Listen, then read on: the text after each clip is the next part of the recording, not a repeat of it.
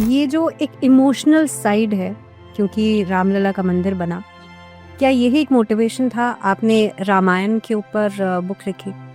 राम के जन्म से लेकर रावण के वध तक 25 कहानियों में बांट दिया। और 25 कहानियों से क्या लेसन मिलता है, एक केस स्टडी, उस केस स्टडी को अगर राम जी होते तो कैसे सॉल्व कर। भारत के डीएनए में त्याग है, ऐसे में क्या राहुल गांधी के डीएनए में भी त्याग है? वो उस तरह का त्याग मेरे ख्याल से एक बड़ी प्रणाली से आता है, या तो वो आरएसएस राष्ट्रीय सेवक संघ में बड़ा समय बिता के, जैसे जो नरेंद्र मोदी ने बिताया, या फिर संन्यास की परंपरा, जो त्याग की परंपरा, उसमें बिता के आता है। कुछ सालों तक बीजेपी आती है, फिर कांग्रेस आ जाती है, और कहीं ना कहीं पे हर पार्टी हिंदू मुस्लिम तो करती ही है। ऐसे में अभी राजनाथ सिंह जी ने एक बयान दिया कि जवाहरलाल नेहरू जो थे वो बाबरी मस्जिद को बनवाना चाहते थे सरकार के पैसे से, और कांग्रेस ने उस पर अपोज किया। तो ये फिर हिंदू मुस्लिम का गेम नहीं चल रहा है? देखिए, पहले तो आपने कहा कि कांग्रेस आती है जाती है, तो कांग्रेस तो अब जाती जाती है, आदमी तो मुझे ये दिखती गई, क्योंकि पिछले उस पे एक अलग से सवाल रहेगा। पिछले 11 साल से तो वो नहीं है, और वो पूरे देश पे राज करा करते थे आज से 30 साल पहले। अब केवल 3 राज्यों में उनकी सरकार है, कर्नाटका में, हिमाचल में और तेलंगाना में। और कर्नाटका में भी कौन मुख्यमंत्री बनेगा उस पर विवाद है। क्या आगे आगे आ सकती है कि नहीं, ये आप तो देखिए, कुछ भी पॉसिबिलिटी तो कुछ भी है, लेकिन मैं कह रहा हूँ कि ऐसा लगता नहीं ना कि कौन क्या आगे आएगा। लेकिन जो आपने सवाल पूछा वो बड़ा इंपॉर्टेंट है। राजनाथ सिंह ने कहा कि जवाहरलाल नेहरू सरकारी पैसे से बाबरी मस्जिद बनवाना चाहते थे, उसकी मरम्मत करना चाहते। बाबरी का ढांचा था, और हमने कोर्ट केस में पाया भी कि बाबरी का ढांचा अबेंडन्ड ढांचा था। अबेंडन्ड मतलब वहां पे कोई नमाज नहीं पढ़ी जाती थी, वहां पे कुछ होता नहीं था। तो इसलिए जब वो कोर्ट में केस हुआ, इसीलिए हिंदू पक्ष जीत गया, क्योंकि वो छोड़ी हुई मस्जिद थी, वो बना के बस हिंदुओं को चिढ़ाने के लिए। वहां तो जब बाबर ने बनाई तो मुस्लिम पॉपुलेशन ही नहीं थी। वो तो चाहता था कि पानीपत में, संभल में, अयोध्या में ऐसी ऐसी जगह जहां हिंदुओं के लिए बहुत इंपॉर्टेंट है, वहां जाकर उनको चढ़ाऊं, उनको तोड़ूं, और उनके एक तरह से मस्तिष्क पे कुठाराघात करूं, उनकी आत्मा को तोड़ दूं कि मैंने तुम्हारा राम का मंदिर तोड़ दिया, अब तुम क्या करोगे।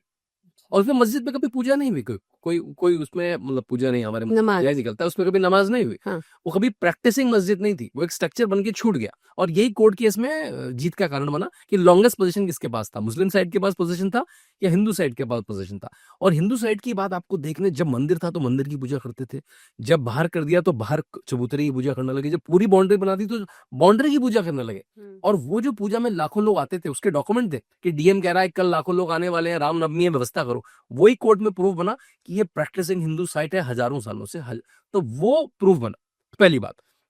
अब जब 1947 में बड़े अनडेमोक्रेटिक तरीके से जवाहरलाल नेहरू सरदार पटेल को हटा के प्रधानमंत्री बने, जब हमारा पहला चुनाव नहीं हुआ था, तब दो बातें चल रही थी कि सोमनाथ मंदिर का जीर्णोद्धार हो, उसकी कमेटी बनी, लोगों ने अपना पैसा पूल इन करा, और करीब 30-31 लाख रुपए, उसमें एक सरकारी नुमाइंदा भी था जो उसकी देखरेख करने के लिए। नेहरू जी को शायद जानकारी नहीं थी, उन्होंने कहा, जब वो उसके बड़े विरोध में थे कि सोमनाथ के मंदिर का जीर्णोद्धार नहीं होना चाहिए, ऐसा लगता है हिंदू रिवाइवलिज्म अजीब लगेगा, विश्व की ताकतें, उनके विश्व के दोष बहुत थे, ग्लोबल मित्र बहुत थे, ये हिंदू रिवाइवलिज्म लगेगा, ऐसा लगता है कि सरकार ठीक कर रही है। उन्होंने उस समय के राष्ट्रपति राजेंद्र प्रसाद जी को जाने से रोका, लेटर लिख कर रोका कि आप नहीं। राजेंद्र प्रसाद जी फिर भी गए, वो अलग बात है, उनका बड़ा कद था। उसी समय एक टॉपिक लाया कि अच्छा, अगर हम वो कर रहे हैं तो ये क्यों नहीं कर रहे, हम बाबरी मस्जिद की मरम्मत क्यों नहीं कर रहे। और ये मेंशन है, ये the inside story of Sardar Patel, diaries of Maniben Patel, उसमें ये जो पत्राचार थे, जो नेहरू और पटेल के बीच में पत्राचार थे, पेज 24 पे ये पूरा डिटेल वाकया मेंशन है कि नेहरू जी कह रहे हैं कि जब सोमनाथ मंदिर का जीर्णोद्धार हो रहा है तो बाबरी का जीर्णोद्धार हम सरकारी पैसों से क्यों नहीं करेंगे। और पटेल जी उनको रिप्लाई कर रहे हैं कि भाई वो प्राइवेट पैसे से हो रहा है, वो लोगों ने अपना जमा करा है 30-32 लाख, उसमें बस सरकारी नुमाइंदा है, इसलिए सरकारी पैसों से किसी भी धार्मिक स्ट्रक्चर का मरम्मत करना या करना ठीक नहीं होगा। और वो भी आज के राम मंदिर के बाद हुआ। इतना बड़ा राम मंदिर बना, लोगों ने कहा मोदी ने मंदिर बनाया। भाई नरेंद्र मोदी ने नहीं मंदिर बनाया, नरेंद्र मोदी ने अपनी ताकत उसके साथ लगाई, अपना सम्मान उसके साथ लगाया, पॉलिटिकल वेट उसके साथ लगाया, भाजपा ने लगाया पॉलिटिकल वेट। लेकिन वो आप और मेरा पैसा है।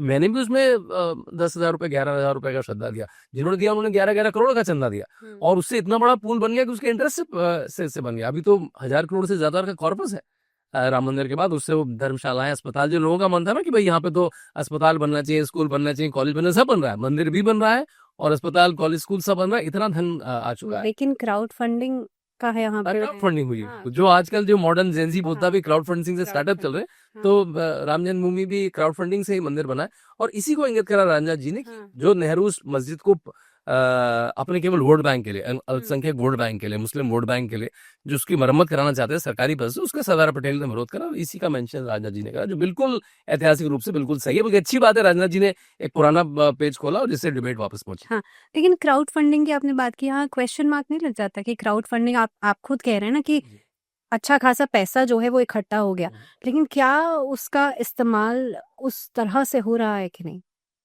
अगर आप राम मंदिर गई हैं तो इतना नॉर्थ के तो हर मंदिर को तोड़ दिया गया। आपने अगर आप किताबें पढ़ी हुई सीताराम गोयल की, Hindu temples what happened to them, part 1 part 2, आपको पता है औरंगजेब का क्या फरमान था? औरंगजेब का फरमान था, अभी फ्रांसिस गोती ने उनके सारे फरमानों को इंग्लिश में ट्रांसलेट किया है, अरबी फारसी उर्दू फरमानों को। जब मैं घोड़े या हाथी पे निकल के जाऊं तब मुझे कोई मंदिर अपनी आंख से नहीं देखना चाहिए। घोड़े हाथी की कितनी हाइट होती है? अगर आप घोड़े हाथी पे बैठेंगे तो आप एक फ्लोर तक भी नहीं पहुंचेंगे। तभी उत्तर भारत में कोई बड़ा मंदिर ही नहीं है।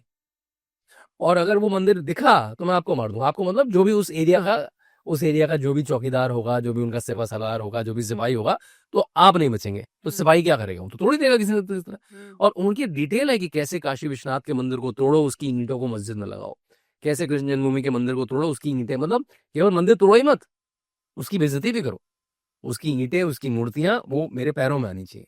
तो ये तो डॉक्यूमेंटेड, और उन्हीं के, हमने नहीं डॉक्यूमेंट करे, उन्हीं की बायोग्राफीज में, उन्हीं के जो आलेख है उसमें, उसी में डॉक्यूमेंट है। तो मंदिर तोड़े क्या? इतना बड़ा भव्य मंदिर मिला। और अब अगर आप पूरी जो प्लान है, अब अगर आप ट्विटर हैंडल देखें उसका कितनी सुचारू रूप से ट्विटर हैंडल चलता है, राम जन्मभूमि ट्रस्ट है, वो बता रहे हैं कि अब वो उसमें म्यूजियम बनाएंगे, उसमें वो अन्नपूर्णा देवी का मंदिर भी बनाया जो भी नरेंद्र मोदी जी ने जब फ्लैग होस्टिंग करी, और उसमें भंडारा चलेगा, उसमें अस्पताल बनेंगे, उसमें कॉलेज बनेंगे, उसमें केवल रामायण पे और राम की विधाओं पे रिसर्च करने के सेंटर बनेंगे। तो देखिए, अभी तो 19 में तो हमने केस जीते हैं, 22 में मंदिर आया, 24 में मंदिर आया है। 500 सालों की इतनी बड़ी लड़ाई को मेरे ख्याल से हम लोग एक बहुत लकी जनरेशन है कि हम उसको देख पा रहे हैं। मैं तो भावना सच बताऊं, टीवी में डिबेट करा करता था, मैं टाइम्स नाउ में बहुत आके डिबेट करता हूँ आपके सिस्टर चैनल में। और जब हम 17 में, 18 में, 19 में डिबेट करा करते थे, मुझे लगता था ये डिबेट का टॉपिक है और डिबेट का टॉपिक ही रह जाएगा। मन में अंदर लगता, डिबेट तो कहते थे कि हम मनेगा, लेकिन मन में रखता था कि ऐसी गोल गोल गोल गोल कोर्ट की फाइलों में घूमता रहेगा। ये डिबेट का टॉपिक है, पीएचडी का टॉपिक है, इस पे मूवी बन जाएगी, इस पे कुछ वेब सीरीज बन जाएगी, इस पे किताब लिख जाएगी, लेकिन क्या मंदिर बन पाएगा? क्या हम अपनी आंखों से देख पाएंगे? और 2024 में मैं भी था वहाँ पे अयोध्या में उस दिन, और मुझे याद है मैं अमीश त्रिपाठी जी के साथ था, हम एक चैनल के साथ कमेंट्री कर रहे थे, और सामने सरयू में राम की पैरी में उसमें स्क्रीन लगी थी बहुत बड़ी सी, और हम देख ही रहे थे। जैसी वो पर्दे खुले और मूर्ति देख के सबकी आंखें नम हो गई। इतनी सुंदर मूर्ति, ऐसा लगता था कि रामलला आपसे बात कर रहे हैं। क्योंकि मैं राम मंदिर, जो रामलला की जो टेंट में मूर्ति थी, उसको देखा करता था, और मुझे हर बार आक्रोश भी आता था, दुख भी आता था कि राम के शहर में, राम के देश में, उनके प्रदेश में हमने उनको टेंट में रखा है। उससे पहले तो टेंट भी नहीं था। उसके पहले तो टेंट भी नहीं था। हमने उनको टेंट में रखा है, एक छप्पड़ सा टेंट है, मूर्ति दिख भी नहीं रही है, वहां 4 गार्ड खड़े हैं जूते पहन के। मतलब ये तो हमारे ऊपर एक राष्ट्रीय कलंक था, जो कलंक मिटा, और इतनी भव्य मूर्ति, इतना भव्य मंदिर, प्रधानमंत्री, आरएसएस संचालक, मुख्यमंत्री, गवर्नर वहां पे इतनी भव्यता से उसे करे, तो एक गर्व जैसा आया। और उसी समय एक हेलीकॉप्टर उड़ा, और हेलीकॉप्टर पूरे अयोध्या में हर जगह पुष्प की वर्षा कर रहा था। और सरयू मेरे बगल में, सरयू के बगल में सेट लगा था चैनल का, पूरी सरयू में से लाल लाल लाल लाल एक लाल हो गई। तो मुझे एक तरह से एक जुक्सटापोजिशन आया, कंपैरिजन आया कि 1990 में भी सरयू लाल हुई थी, लेकिन तब राम भक्तों के खून से लाल हुई थी, जो मुलायम सिंह यादव ने गोलियां चलाई थी। सरयू फिर लाल हुई, लेकिन इस समय राम भक्तों पर फेंके गए पुष्पों से लाल हुई। तो ये जो बदलाव है, यही मेरे ख्याल से रामराज्य है जी। ये जो एक इमोशनल साइड है, क्योंकि रामलला का मंदिर बना, क्या यही एक मोटिवेशन था आपने रामायण के ऊपर बुक लिखी? देखिए, ये तो बिल्कुल था कि आप जिस टाइम्स में रहते हैं उससे मोटिवेटेड रहते हैं, आप जिस एरा में रहते हैं उससे मोटिवेटेड रहते हैं। ये 2 किताबें हैं मेरी किताबें तो रामायण पे और भी हैं, लेकिन ये वेस्को के लिए है। ये पेरेंटिंग में किताब है, Ramayana for family and life. ये एंटरप्रेन्योर्स के लिए, रामायण फॉर एवरी एंटरप्रेन्योर। ये पेंगुइन से आई है किताब, ये पेंगुइन की सीरीज है। अगली किताब मेरा लिखने का मन है, रामायण फॉर पॉलिटिशियंस। मन ये था कि जो मैंने अपने बच्चों को, मेरे बच्चे हैं 2, अभिराम और नक्षत्रा, 12 साल का अभिराम है, 6 साल की, 7 साल की नक्षत्रा, दोनों होम स्कूल है, वो स्कूल नहीं जाते हैं आज तक, दोनों स्कूल नहीं गए। अच्छा। फॉर्मल स्कूल नहीं जाते हैं, उस पर कभी अलग से चर्चा करेंगे। क्योंकि स्कूल में मुझे लगता है बड़ी एक सेट सी एजुकेशन है और बड़ी सेकुलर सी एजुकेशन है। हाँ, रामायण महाभारत को एक अलग कैटेगरी में डाल दिया था। मुझे लगता है कि इस तरह की जो व्यवहारिक जो नेचुरल एजुकेशन है उसमें ज़्यादा फुल है। तो जब मैंने उनको रामायण महाभारत गीता पढ़ाना शुरू करा तो मुझे लगा कि यार वो लोग जो पढ़ रहे हैं देख रहे हैं, जो उनका स्पाइडरमैन है जो टीवी में देखे, वो तो बड़ा रोचक है हम्म और उसको मैं उनकी तरह से प्रस्तुत करूं क्या, लेकिन मुझे उसकी पूरी जानकारी होगी। तो मैंने ट्रेडिशनल स्कॉलर से और मॉडर्न स्कॉलर से सबसे रामायण खुद पढ़नी शुरू करी, खुद ट्यूटेज ली। और उसी समय मैं योगी आदित्यनाथ, ये सब कनेक्टेड है, मैं उसी समय योगी आदित्यनाथ की बायोग्राफी लिख रहा था। अच्छा तो अगर आप लोगों को गोरखपुर की ज्योग्राफी पता हो तो आपको लखनऊ से 4 घंटे पूरब की तरफ जाएंगे तो गोरखपुर आता है और उसके बीचों बीच अयोध्या है। और मैं आपको आपके चैनल पे कन्फेस कर रहा हूँ, मुझे ये ढंग से पता नहीं था अयोध्या है कहाँ, मतलब मोटा मोटा पता था उस तरफ को है, हाँ, लेकिन कि लखनऊ से 2 घंटे की यात्रा में पूरब में अयोध्या, क्योंकि कोई अयोध्या जाता ही नहीं था। कौन जाता था 2017 से पहले, 2019 से पहले या मंदिर बनने से पहले कौन अयोध्या जाता था? हाँ, बिल्कुल चुरंदा जो बिल्कुल ऐसे लोग थे, आसपास के लोग जाते थे, एक सैलानी टूरिस्ट आदमी नहीं जाता था वहां पे भी। तो जब मैं हाईवे से निकलने लगा तो मैंने देखा कि बहुत सारे मंदिर दिख रहे हैं आपको। अयोध्या में 8,000 मंदिर ऐसा माना जाता है। तो जैसे आप हाईवे से दिखेंगे और अयोध्या आपको लेफ्ट में दिखेगी, सरयू दिखेंगी, बड़ा सरयू का बैंक बहुत बड़ा है। तो ये क्या नदी है? मैंने पूछा ड्राइवर से, सरयू जी हैं। वहाँ पे सरयू जी बोलते हैं, अयोध्या जी बोलते हैं, कोई अयोध्या सरयू नहीं बोलेगा, अच्छा, सरयू जी हैं, अयोध्या जी। आपको इतना सुंदर लगेगा, एक तो पूरब की बात वैसी इतनी मीठी होती है, सरयू जी हैं भाई भैया, ये अयोध्या जी हैं। तो अयोध्या जी देखिए, और मुझे पता लगा था ऋषिकेश उपाध्याय तभी तभी मेयर बने थे अयोध्या के। योगी आदित्यनाथ ने अयोध्या को म्युनिसिपल कॉर्पोरेशन डिक्लेयर कर दिया, जिससे उसको फंड्स और ज्यादा मिल पाए, अयोध्या का और विकास हो पाए। तो मैंने कहा लौटते समय उनसे मिलूं, और मैं फिर वहां 2-3 दिन रुक गया।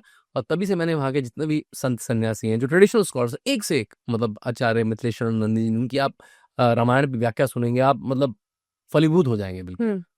तो वो सुना, फिर मॉडर्न जो स्कॉलर्स हैं उनको पढ़ा, विवेक देवराय को पढ़ा। फिर मैं लगा ये तो बहुत कुछ है रामायण में जानने के लिए, मतलब एक चैट जीपीटी है, आप जो प्रश्न पूछेंगे आएगा, आप पेरेंटिंग पूछेंगे उसका भी उत्तर है, क्योंकि उसमें इतने सारे रिलेशनशिप है, इतने सारे इंटरफेस है, इतने सारे कथानक हैं, इतनी सारी केस स्टडीज है।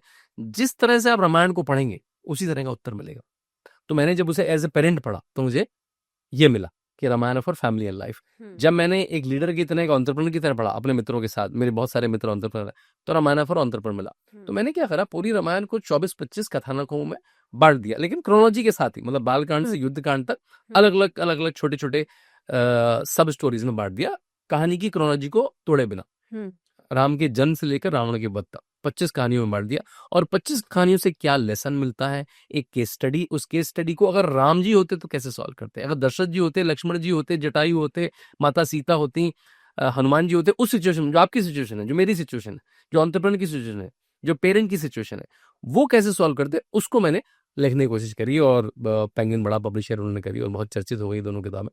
हाँ, तो हाँ, प्रेरणा योगी आदित्यनाथ की जीवनी लिखते समय आई, राम मंदिर का जो माहौल था उससे आई। और लेकिन वो इस तरह में कोडिफाई हुई है।